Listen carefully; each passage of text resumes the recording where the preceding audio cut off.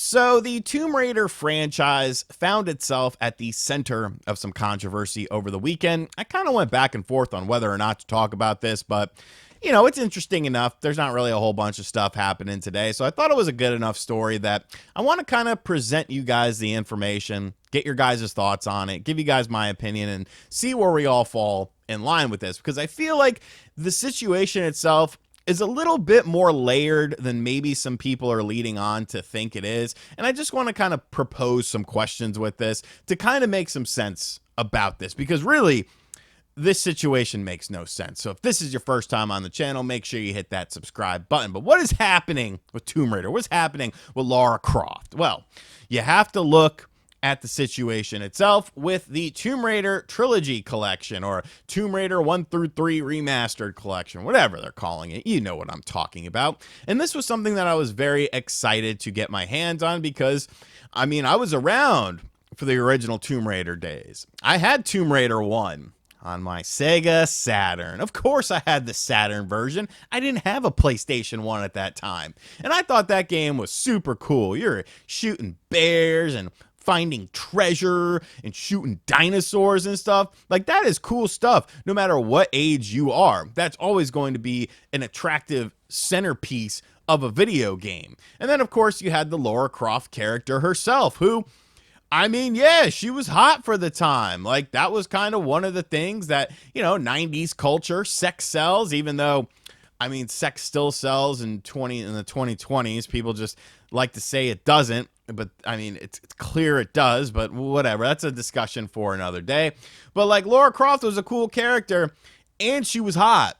Like, 11-year-old, 12-year-old I guess it was 11 years old in 96. 11-year-old RGT was a fan of Lara Croft. Like, I wanted her to take one of those and just smack me in the side of the head with it. Give me a concussion. I don't care that they're like triangles, whatever, dude. Like, poke my eye out. Like, it's cool, bro. It's cool. But the thing about Tomb Raider was, a lot of people just say, it was successful because men are disgusting pigs who are horny and like attractive women. But I don't think that's necessarily the case, because I saw firsthand how representation in games can sometimes be impactful. Because my cousin, who's 2 years younger than me, she loved Tomb Raider because of the fact that it was a lead female character, which, it wasn't super common at that time. Like, let's just be realistic about it. Like, yes, there were some games that did have lead female characters, but as far as like bigger projects and stuff, especially in this early age of 3D stuff, like, I feel like it was a bit more impactful. So she was a huge fan of Tomb Raider.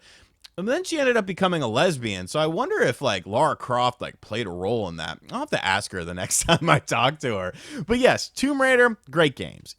Obviously they haven't aged all that well with the tank controls, but I say all that to kind of set up the centerpiece here, because with the Tomb Raider 1 through 3 Remastered Collection Trilogy, HDified remaster, remade edition, I don't know what the hell they call it, you had this weird warning that would pop up when you started the game, like, oh, this isn't our views for the time, blah, blah, blah. And I sat there and thought to myself, like, was there really like super offensive stuff in this game? Like, I don't think there was. Granted, I wasn't super familiar with like 2 and 3 storyline, so I don't know if like Laura just does something like detestable in that, like kicks an orphan in the head or something. But I always thought that was kind of weird. But it looked like this was a really good collection, and it was a collection that I had been playing and really enjoying, because it was just what an old collection of video games should be. A new coat of paint, new control scheme, and everything was cool. Everything was intact. Well, at least it was intact. So I say all that to show you guys this. So this is one of the parts in Tomb Raider where Lara, I should say, gets to a changing station, and there are some posters of her on the wall. This one, obviously, that's a promo poster. This one, probably a promo poster too, a little more revealing. And in the original version of the game, they were very pixelated. You couldn't really see them or anything like that. You could kind of maybe get the gist of it, but obviously, a lot clearer on the HD version. So this person is very happy that this was in the game. It remained intact, and this was back on February 27th. But we live in the digital age, folks. Tomb Raider Remastered Collection does not have a physical release, meaning that the digital release is the only release that it has, meaning that if this game is to get patches and you download one of those patches without knowing what is in that patch, things can change. And well, they did.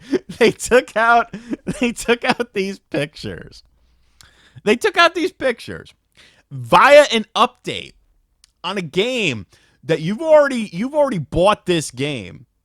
It was in the game itself. So, obviously, this is something that a lot of people are looking at. And there are several different ways to look at it. I'm not going to go off the deep end quite yet with it. I'm just going to propose to you some different ideas as to why this has happened. Now, the first and foremost idea would be, hey, these pictures were too hot or something, and we can't have them in the game. I don't know. It's a very weird thing to think about, especially considering the fact that the game was released in a state where these were initially in there. So that automatically raises red flags, of course, because of the sort of social environment we find ourselves in with video games right now, where it seems like, it doesn't really seem like it. We've obviously seen proof of that, but it appears that outside forces are now dictating things within a video game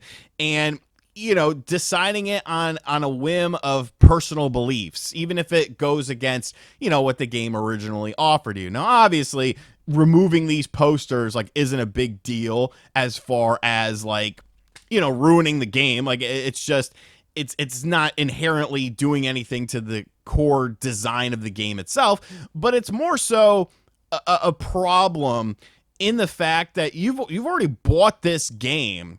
This was something that was offered within the game. So did an employee come along and be like, hey, I don't like these pseudo risque digital pictures of our lead character who's got some boobage going on here. I don't understand that aspect of it, and that's the aspect that many people feel is what is driving this. And I think the bigger issue for a lot of people, or maybe it's not the bigger issue, because obviously the easy outrage is always the simplest outrage that people sort of gravitate to, but removing things from a game that you've already purchased and censoring things, that just, something about that just feels kind of weird and scummy. I know it's in the EULAs of these games, but who reads all of that? And maybe we should be reading all of that sort of stuff. But like I said, I don't want to focus on the outrage side of things, because I do have one idea. This is just an idea. This is just a theory. But these renders, maybe Crystal Dynamics does not own the rights to these renders, and that is why they ended up being removed, because I feel like this is such a minuscule thing. It's Occam's razor sort of thing. There has to be, the most logical explanation is the explanation. To me, the most obvious reason for this would be some sort of rights thing. Maybe the digital artist who created these somehow had the rights to them, and that's why they had to be removed, because they made, a claim against Crystal Dynamics, hey, you need to compensate me or something like that. So maybe that is the reason. And that's the reason I like to believe with this, but without any sort of confirmation. You have to imagine that this is just some rando looked at this and was like, this is detestable. There's not even a nipple. There's not even I can't say that, but there's not even a nipple with this. This is nothing that you don't see on a beach or something like that. I don't get, it makes no sense to me why a company or someone at a company would be like, this is reprehensible. This is unacceptable. Look at this. I am totally beating my meat to this, and it's way too sexy for me, and I don't like it. And so we got to get to this. Removing it. I don't know, man. This is in all versions of the game, no matter what platform you're playing on. So this isn't a platform specific thing, but it's a very weird situation. And I hope I sincerely hope that this is just a case of like, yo, we don't own the rights to these artworks. We need to remove them. Because if that's the case, you know, there are people out there who won't accept that, but I would accept that.